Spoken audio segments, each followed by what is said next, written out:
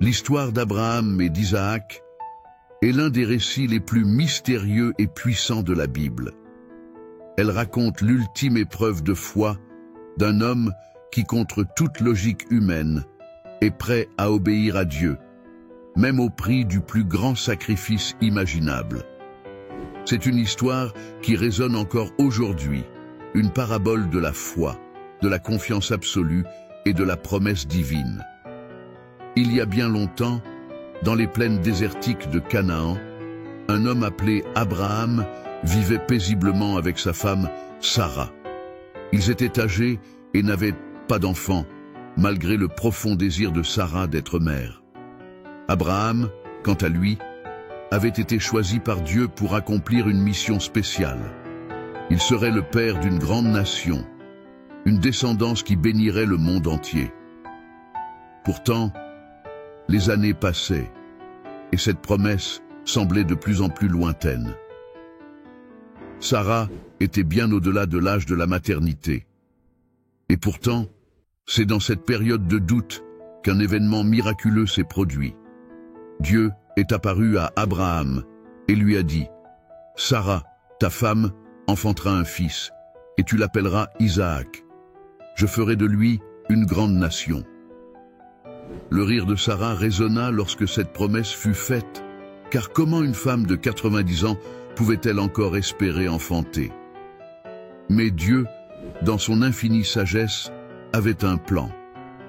Et, à la stupéfaction de tous, 1 an après cette prophétie, Sarah mit au monde un garçon, Isaac.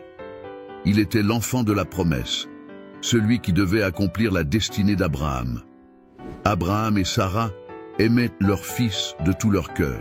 Isaac grandissait sous leurs yeux aimants, et avec lui, l'espoir de voir la promesse divine se réaliser un jour. Alors que la vie d'Abraham semblait bénie, un jour, il reçut un appel de Dieu qui changea tout. Abraham, appela une voix divine dans le silence de la nuit. Abraham, toujours prêt à répondre à son Seigneur, dit « Me voici ». Mais les paroles qui suivirent glacèrent son cœur. Dieu lui dit « Prends ton fils, ton unique, celui que tu aimes, Isaac. Va au pays de Morija et là, offre-le en holocauste sur l'une des montagnes que je te montrerai. » Ces mots déchirèrent l'âme d'Abraham. Comment Dieu, qui lui avait donné cet enfant comme un miracle, pouvait-il maintenant lui demander de le sacrifier? Isaac n'était pas seulement son fils, il était la promesse, la lignée qui devait donner naissance à des générations de descendants. Pourtant, Abraham connaissait bien la voix de Dieu et savait que Dieu ne mentait pas. Il était plongé dans un dilemme terrible, suivre son instinct paternel et désobéir, ou faire confiance à Dieu au-delà de toute compréhension humaine. Après une nuit d'angoisse et de prière, Abraham prit sa décision. Il choisirait l'obéissance. Sa foi en Dieu était telle qu'il croyait que, d'une manière ou d'une autre, Dieu accomplirait sa promesse, même s'il ne comprenait pas comment. Aux premières lueurs de l'aube, Abraham se leva. Il ne dit pas un mot à Sarah. Comment aurait-il pu? Comment expliquer à la mère d'Isaac ce que Dieu lui avait demandé de faire? Il prit Isaac, 2 serviteurs et un âne chargé de bois pour l'Holocauste. Ensemble, ils commencèrent leur long voyage vers les montagnes de Morija. La route était difficile et les pensées d'Abraham lourdes. Chaque pas qu'il faisait le rapprochait du lieu où il devait accomplir l'inconcevable. Pendant 3 jours, ils marchèrent sous le soleil brûlant du désert. Le silence pesait lourdement entre eux. Isaac, innocent, ne savait rien du sombre fardeau que portait son père. Il observait son père, notant parfois la tristesse dans ses yeux, mais sans comprendre ce qui se passait. Enfin, ils arrivèrent en vue des montagnes. Abraham, le cœur battant, dit à ses serviteurs, « Restez ici avec l'âne. Moi et l'enfant, nous irons là-bas pour adorer, puis nous reviendrons vers vous. » Ces mots, « nous reviendrons » était rempli d'une foi incroyable, une foi en un Dieu qui peut même ressusciter les morts. Abraham plaça le bois pour l'Holocauste sur les épaules d'Isaac et prit lui-même le feu et le couteau. Ensemble, ils montèrent la montagne, Isaac à l'avant, plein d'énergie, et Abraham traînant les pieds, le cœur en lambeaux. Isaac, curieux, finit par poser la question qui tourmentait son père. « Père, voici le feu et le bois, mais où est l'agneau pour l'Holocauste » Abraham, d'une voix tremblante mais pleine d'espoir, répondit « Dieu pourvoira lui-même à l'agneau pour l'Holocauste, mon fils. » Arrivé au sommet, Abraham érigea un autel en pierre. Lentement, méthodiquement, il arrangea le bois dessus. Puis, il se tourna vers Isaac. C'était le moment qu'il redoutait le plus. Les yeux d'Isaac se posèrent sur lui, innocents et confiants. Abraham ne pouvait presque pas soutenir ce regard. Avec une main tremblante, Abraham expliqua à Isaac ce que Dieu lui avait demandé.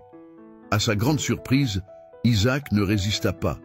Il connaissait la foi de son père et la partageait. En silence, Isaac se laissa lier et fut posé sur l'autel. Le cœur d'Abraham battait à tout rompre alors qu'il levait le couteau. Chaque fibre de son être hurlait contre cet acte, mais il continuait à croire que Dieu avait un plan. L'air autour d'eux semblait s'épaissir tandis qu'il approchait de l'ultime moment.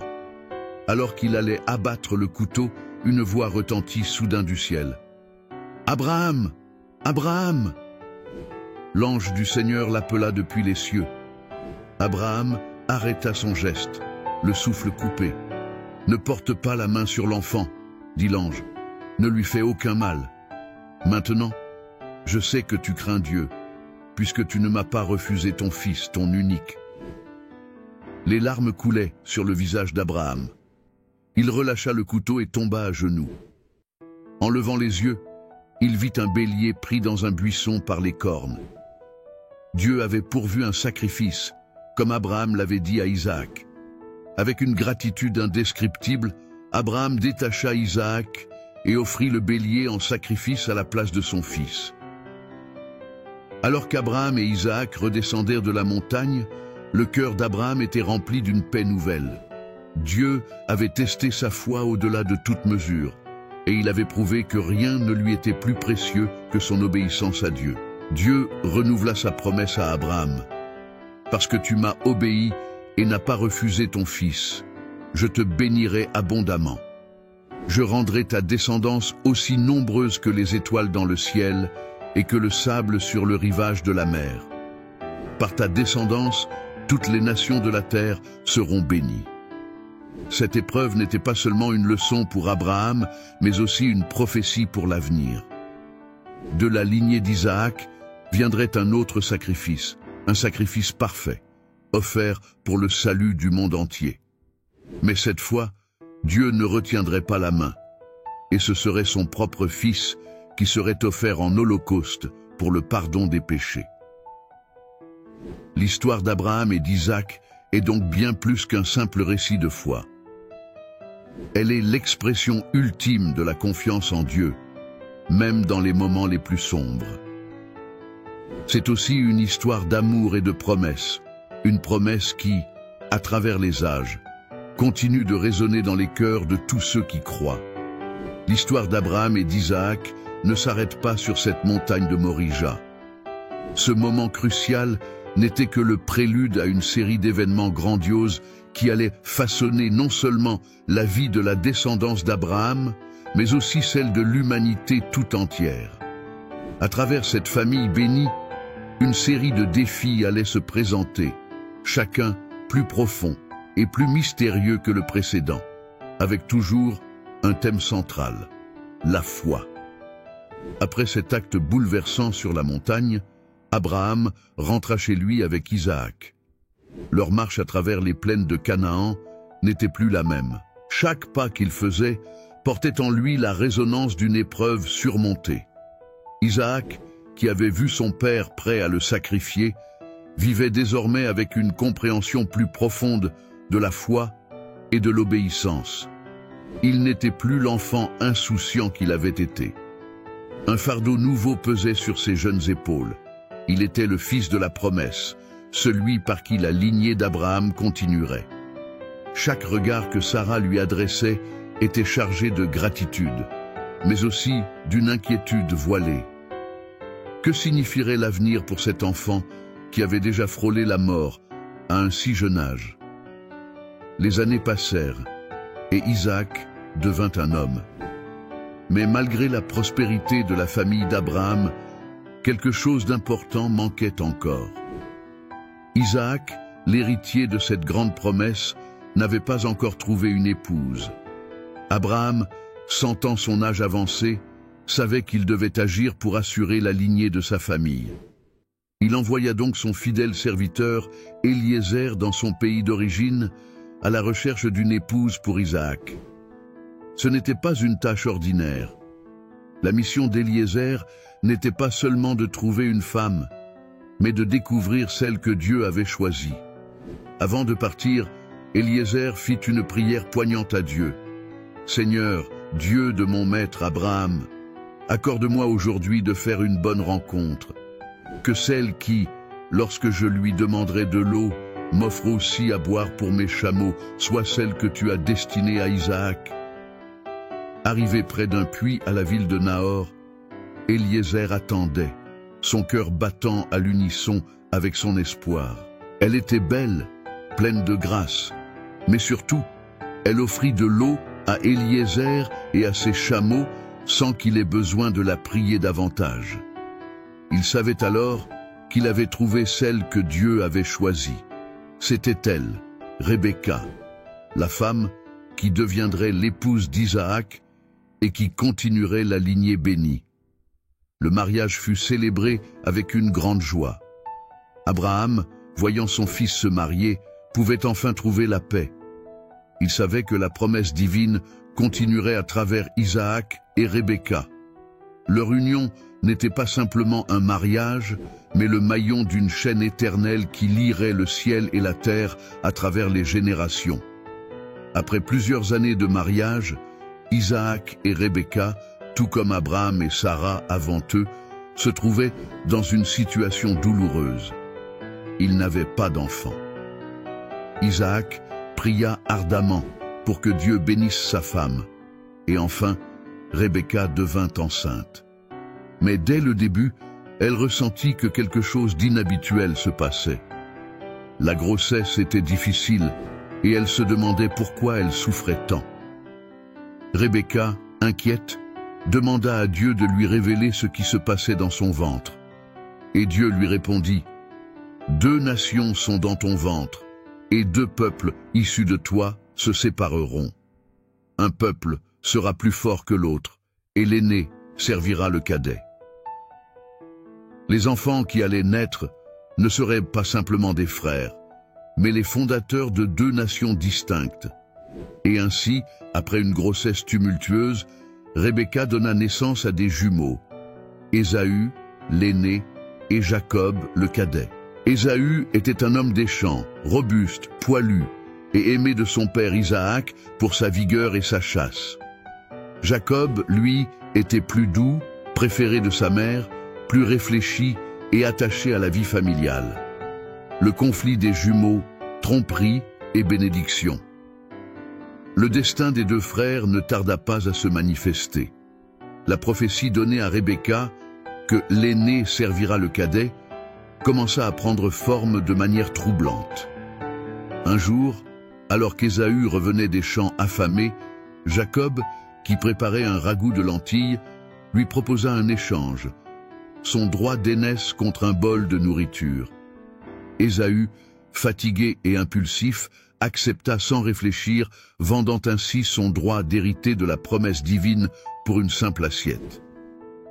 Mais le véritable tournant vint plus tard, alors qu'Isaac, vieux et presque aveugle, s'apprêtait à bénir son fils aîné avant de mourir. Rebecca, se souvenant de la prophétie divine, monta un plan audacieux pour s'assurer que Jacob reçoive la bénédiction qui, selon elle, lui était destinée. Déguisée en Ésaü, avec des peaux de bête pour imiter la pilosité de son frère, Jacob se présenta devant son père. Isaac, trompé par l'apparence et le toucher, donna sa bénédiction à Jacob, scellant ainsi son destin en tant que porteur de la promesse divine. Lorsqu'Ésaü découvrit la tromperie, sa rage était indescriptible. Il jura de tuer son frère dès que leur père serait mort. Jacob, sous les conseils de sa mère, s'enfuit loin de Canaan pour échapper à la vengeance de son frère. Jacob quitta sa maison en exil, seul et désemparé. Mais même sur ce chemin de fuite, Dieu veillait sur lui. Alors qu'il s'arrêtait pour la nuit dans un endroit désert, il fit un rêve étrange et magnifique. Il vit une échelle reliant la terre au ciel, avec des anges montant et descendant. Et au sommet de l'échelle, Dieu lui apparut, renouvelant la promesse qu'il avait faite à Abraham et Isaac. « La terre sur laquelle tu es couché, je te la donnerai, à toi et à ta descendance. Et ta descendance sera comme la poussière de la terre, et en toi et en ta postérité seront bénies toutes les familles de la terre. » Ce rêve transforma Jacob. Il se réveilla avec une nouvelle conscience de la présence divine. Il nomma cet endroit Béthel, maison de Dieu, et fit le vœu que si Dieu le ramenait en sécurité, il servirait le Seigneur toute sa vie. Mais le chemin de Jacob était encore long. Il partit pour la terre de son oncle Laban, où il tomba amoureux de Rachel, la fille de Laban. Cependant, Jacob, qui avait autrefois trompé son propre frère, allait maintenant goûter à la tromperie à son tour. Laban le fit travailler pendant 7 ans pour obtenir la main de Rachel, mais au soir des noces, il le trompa en lui donnant Léa, l'aînée de ses filles, à la place. Jacob dut travailler 7 années supplémentaires pour épouser enfin Rachel, celle qu'il aimait. Après des années de labeur et de nombreuses épreuves, Jacob sentit que le moment était venu de retourner en Canaan, mais une peur le hantait. Ésaü. Allait-il encore chercher à se venger? La nuit avant de rencontrer son frère, Jacob passa un moment mystérieux au bord d'une rivière. Là, dans l'obscurité, un homme apparut et lutta avec lui jusqu'à l'aube. Ce n'était pas une lutte ordinaire. Jacob comprit que cet homme était une manifestation divine. Même lorsque son adversaire lui déboîta la hanche, Jacob s'accrocha fermement et dit « Je ne te laisserai pas partir avant que tu ne me bénisses. » L'homme répondit « Ton nom ne sera plus Jacob, mais Israël, car tu as lutté avec Dieu et avec les hommes, et tu as vaincu. » Cette lutte mystérieuse symbolisait la transformation intérieure de Jacob. Il n'était plus le trompeur, celui qui prenait les bénédictions par la ruse, mais un homme changé, un homme qui avait lutté avec Dieu et en était sorti béni. Le lendemain, lorsqu'il rencontra Ésaü, ce dernier, au lieu de le tuer, courut vers lui et l'embrassa. La réconciliation entre les deux frères, autrefois ennemis, fut un moment poignant et émouvant. Jacob, désormais Israël, devint le père d'une grande nation. Ses 12 fils allaient former les 12 tribus d'Israël, chaque tribu portant en elle l'héritage des promesses divines faites à Abraham. L'histoire d'Abraham, Isaac et Jacob est celle d'une famille, mais aussi d'une humanité appelée à un destin sacré. Une histoire de foi, de tromperie, de réconciliation, mais surtout une histoire d'un Dieu qui veille constamment sur son peuple, malgré ses faiblesses et ses erreurs. Dans cette lignée, une lumière continue de briller, une promesse continue de résonner. Un jour, à travers cette descendance, le monde entier serait béni. Et ainsi, l'écho de cette histoire résonne encore aujourd'hui, dans chaque génération, appelant chacun de nous à trouver notre propre place dans ce grand récit éternel. L'histoire d'Abraham, d'Isaac et de Jacob nous montre que, malgré les épreuves, les doutes et même les erreurs humaines, la fidélité de Dieu demeure constante. Elle nous enseigne que la foi, l'obéissance et la persévérance sont des clés pour voir les promesses de Dieu s'accomplir dans nos vies. Jacob, autrefois trompeur, devient Israël, celui qui lutte avec Dieu et qui ressort transformé. C'est une puissante leçon pour nous tous. Dieu ne nous abandonne jamais, même lorsque nous trébuchons. Si cette histoire vous a inspiré, n'oubliez pas de liker cette vidéo et de la partager autour de vous pour que d'autres puissent découvrir la profondeur de ces récits bibliques. Si vous êtes nouveau ici, abonnez-vous à la chaîne pour ne manquer aucune des prochaines histoires captivantes. Et surtout, donnez-nous votre avis en commentaire. Quelles leçons retenez-vous de l'histoire d'Abraham et Jacob? Vos retours sont précieux et nous encouragent à vous offrir encore plus de contenu inspirant. Merci à vous et que votre foi continue de grandir chaque jour.